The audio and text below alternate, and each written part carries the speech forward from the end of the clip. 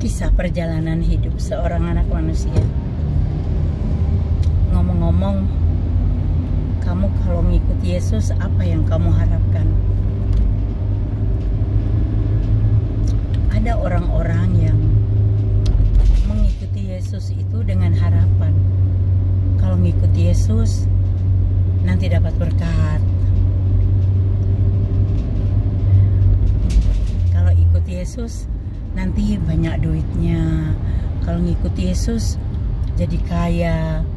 Apa iya benar kayak begitu? Ya nggak benar lah motivasi kamu. Kalau kamu ngikut Yesus dengan tujuan tertentu seperti itu. Ngikut Yesus itu kita harus gimana ya? Kalau ngikut Yesus itu kita motivasinya harus benar. Yang kita cari itu apa? Apakah yang kita cari itu duit atau kesuksesan dan lain-lainnya? Karena kalau motivasi kita masih dunia, kita salah besar. Motivasi kita mengikuti Yesus itu karena Dia menyelamatkan kita. Dia itu Tuhan dan Juru Selamat kita secara pribadi. Dia yang tidak berdosa harus menanggung dosa-dosa kita, supaya kita dilayakkan, supaya kita dikuduskan, dilayakkan jadi anak Allah, masuk ke dalam kerajaan surga. Kalau kita motivasinya masih dunia, hati dan pikiran kita masih dunia, ya salah besar. Karena ada juga orang-orang yang saya jumpai, orang baru sih, jiwa-jiwa baru. Nggak tahu dengar dari mana kok mau ikut Yesus dengan harapan yang seperti begitu.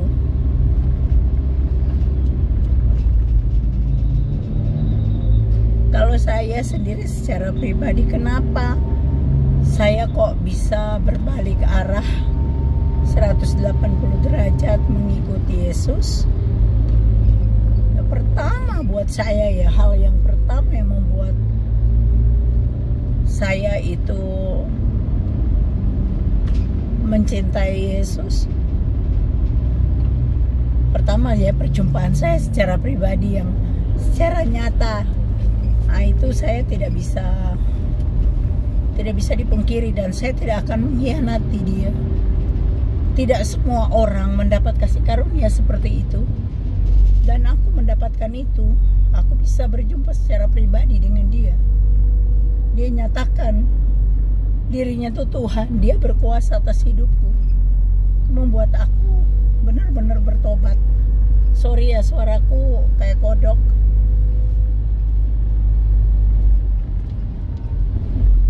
Kedua, tidak ada pribadi lain dalam dunia ini yang mau mengambil alih dosaku,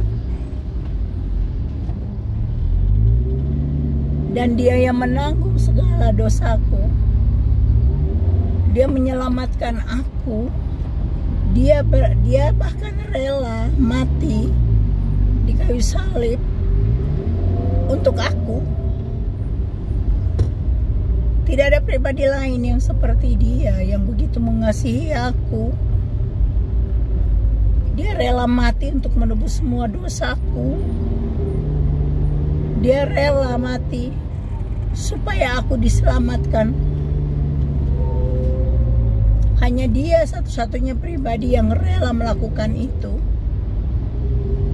Ketiga, dia nyatakan penyertaannya dalam kehidupanku secara pribadi. Setiap aku kesusahan, ada masalah, dinyatakan kuasanya. Dia selalu ada, selalu ada. Tidak ada pribadi lain yang seperti dia, yang begitu setia.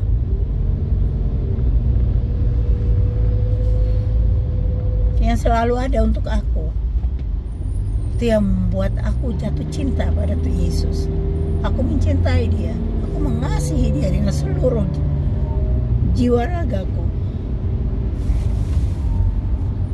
Dan aku tidak pernah berharap kalau aku ikut Yesus nanti aku kaya raya atau aku banyak uang. Tidak pernah terpikirkan seperti begitu.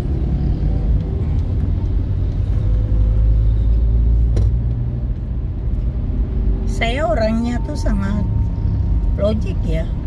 Gimana mungkin kita nggak bekerja tapi punya duit yang banyak, kaya raya, lucu aja lah. Dari mana? Memangnya ada berkat jatuh dari langit tanpa orang bekerja? Kan nggak mungkin toh. Jadi jangan kamu berharap kalau kamu tuh jadi orang Kristen, jadi pengikut Yesus, nanti kamu hidupnya senang. Yesus tidak pernah menjanjikan hidupmu senang loh. Nggak pernah.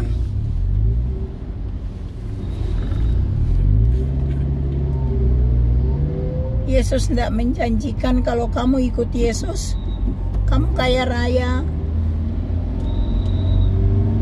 Tapi yang dia janjikan bahwa dia akan menyertai kita. Senantiasa menyertai. Dia akan menolong kita dalam setiap pergumulan kita. Tuhan akan ikut campur, turun tangan kalau kita mau mengandalkan dia.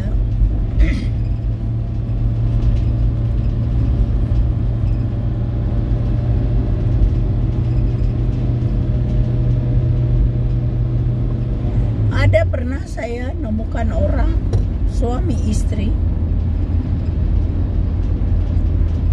cari gereja gitu loh.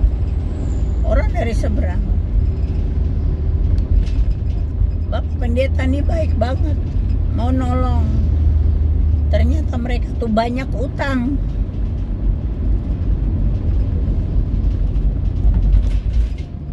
Jadi orang jadi pengikut, jadi ikut Yesus itu kita harus tahu benar dulu dia motivasinya apa. Jangan-jangan cuma mau cari duit,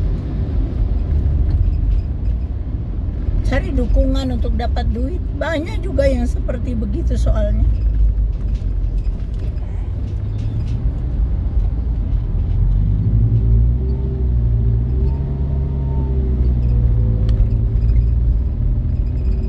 Motivasi yang salah, mencari Yesus dengan motivasi yang salah. Kalau motivasimu nggak benar kayak gitu, apakah bisa kau menjumpai Yesus secara pribadi? Pastinya aku pastiin enggak. Yesus tidak akan menjumpai kamu secara pribadi kalau kamu itu motivasinya tidak benar. Tapi kalau kamu motivasinya benar, Tuhan pasti menjumpai kamu secara pribadi. Tuhan punya berbagai cara untuk menjumpai kamu.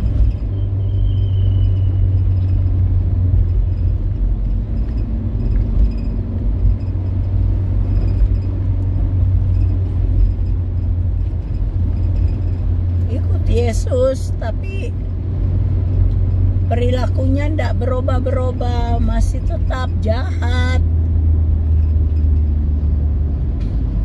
Perlakuannya kepada keluarga buruk banget. Ada juga yang seperti itu.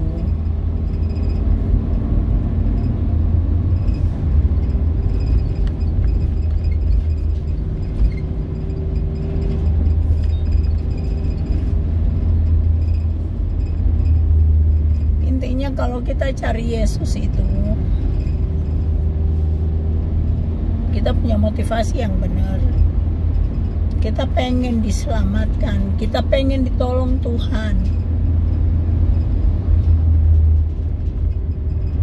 Jangan motivasinya duit.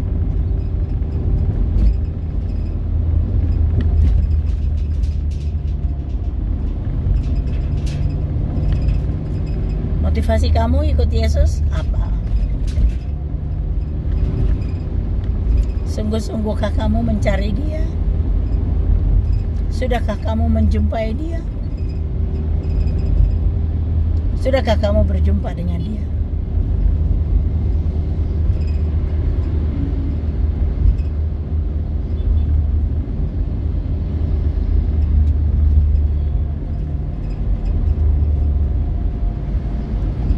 Banyak hal yang membuat aku secara pribadi mengasihi Yesus. Ada lagi yang tidak bisa aku beli. Damai sejahtera dan sukacita darinya yang tidak dapat dibeli.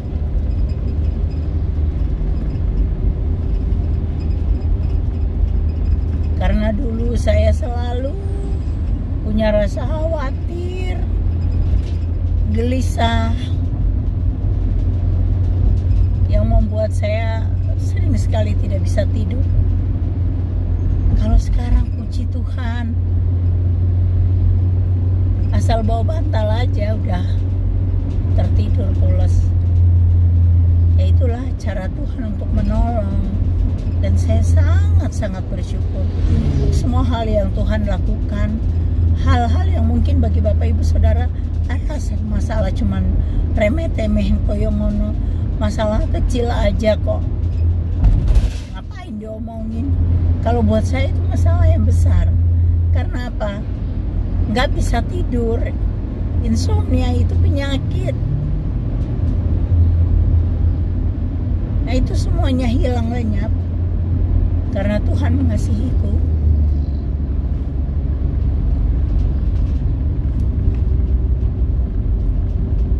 Ada juga orang yang sakit, pengen ditolong Tuhan Yesus, itu motivasi yang benar.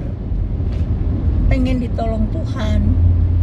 Tuhan tolong aku sakit, Tuhan jamah aku, pulihkan aku. Aku percaya kok banyak orang disembuhkan sama Tuhan tanpa operasi, tanpa obat-obatan dokter. Saya sendiri beberapa kali saya ditolong Tuhan. Hal yang tidak masuk akal sama sekali, itu Tuhan lakukan. Itu yang membuat aku benar-benar tidak akan melepaskan Dia. Dialah milik satu-satunya di dalam hidupku yang sangat berharga. Tidak bisa ditukar dengan apapun.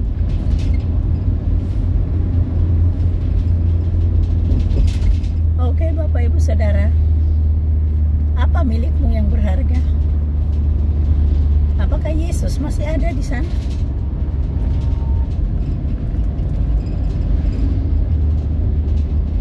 Bagaimana motivasimu mengikuti Yesus? Tanyakan dirimu kembali lagi.